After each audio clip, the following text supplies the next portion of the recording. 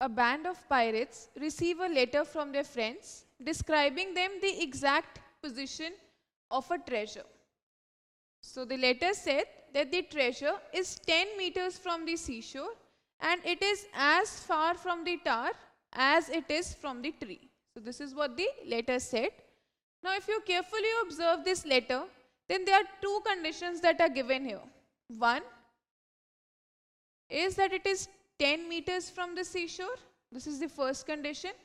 The second condition is that it is as far from the tower as from the tree. So we have two conditions that are occurring at the same time. So when two conditions occur at the same time, we call such problems as problems of compound locus.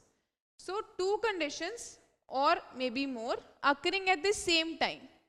Usually the problems of compound locus will have the word and, or you can find the word and also. So these are the two words which are usually there in the problems of compound locus.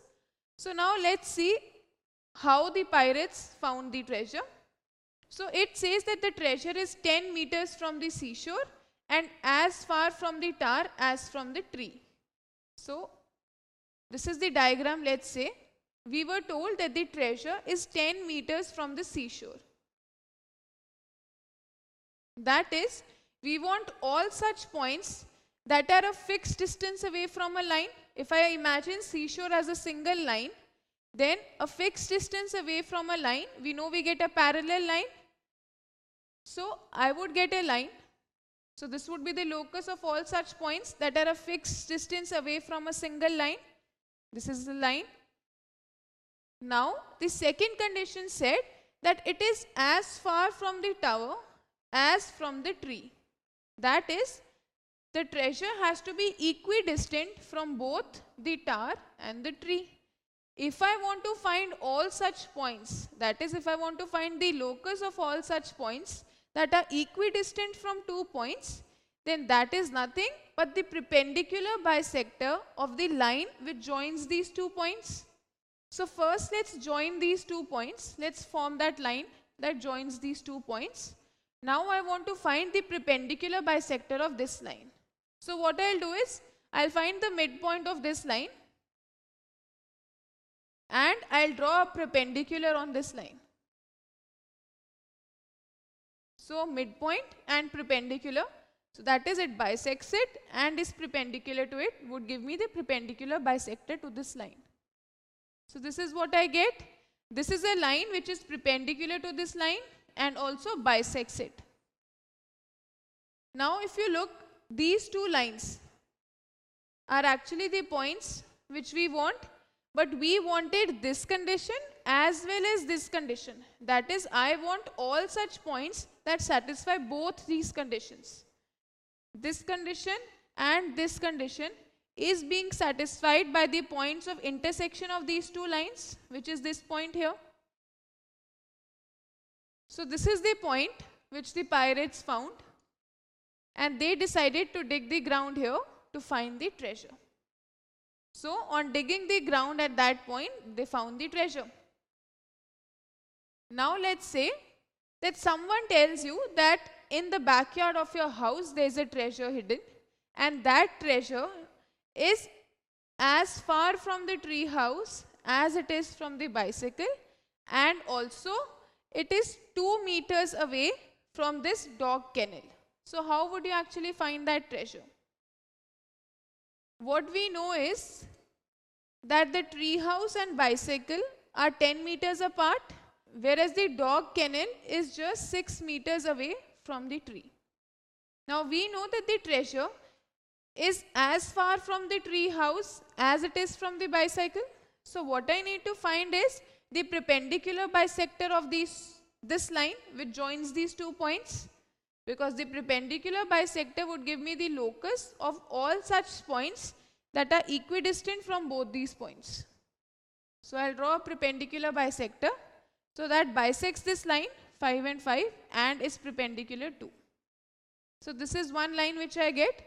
The second condition was that the treasure is 2 meters away from the dog kennel. I have a point which is the dog kennel, and I have a fixed distance. Now locus of all such points that are a fixed distance away from a single point gives me a circle. So I get a circle with center as this point and radius 2. So this is 2 meters. So this is the radius 2. Now intersection of both these lines, that is this locus which is the circle and this locus which is the perpendicular bisector. Now intersection of these two locus gives me the points where the treasure can be hidden.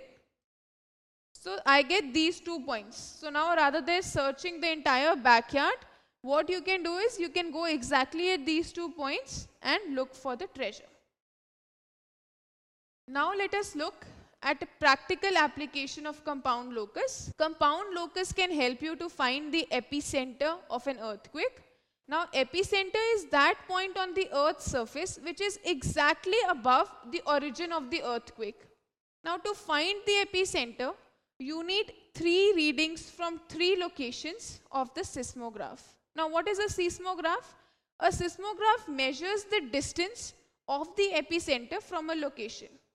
So if you have a reading from, say, location A, the seismograph reading of location A will tell you how far the epicenter is from this point A, from this location A, how far the epicenter is. Now to find the epicenter, we need 3 different readings of the seismograph from 3 different locations. Now the problem with seismograph reading is that it only tells you how far it is. It does not tell you the exact direction in which it is. So what we do is we use compound locus. We get reading from seismograph A. Now reading from seismograph A will tell me exactly how far the epicenter is from this point. Now the locus of all such points that are a fixed distance away from a point gives me a circle. So from the reading of seismograph A, I can draw a circle which tells me that these are the possible places where the epicenter can be. Similarly, what I do is I find the reading from seismograph B now. Now reading of seismograph B would tell me how far the epicenter is from this point B. So it would give me the distance of the epicenter. Now locus of all such points that are a fixed distance away from this point gives me a circle again. So from that reading of seismograph B, I get another circle. Now this circle gives me all such points where the epicenter could be, that is a fixed distance away from point B. But from seismograph A, we already know that epicenter would be somewhere on this red circle. From the reading of seismograph B, I find that it should be somewhere on the blue circle. Now I have 2 conditions that are occurring at the same time. So the intersection of these 2 gives me points where the epicenter might be. That is, I have these 2 points. Now epicenter could be one of these points. So what I need to do is to certainly say which of these 2 points is the epicenter. I need a third reading from another location which has experienced the earthquake. Let's say this is the location C which has also experienced earthquake. Now from this seismograph reading of location C, I get another circle. So locus of all points at a fixed distance away from location C would give me another circle. You can see that this circle intersects from these 2 points. I get this point now. So this point becomes the epicenter. That is, this is the point which is satisfying 3 conditions at the same time. Reading of A, reading of B and reading of seismograph C. This is the point which is the intersection of these 3 conditions, and hence I get the epicenter. So this is how compound locus can be used to find the epicenter by using seismograph readings of 3 different locations.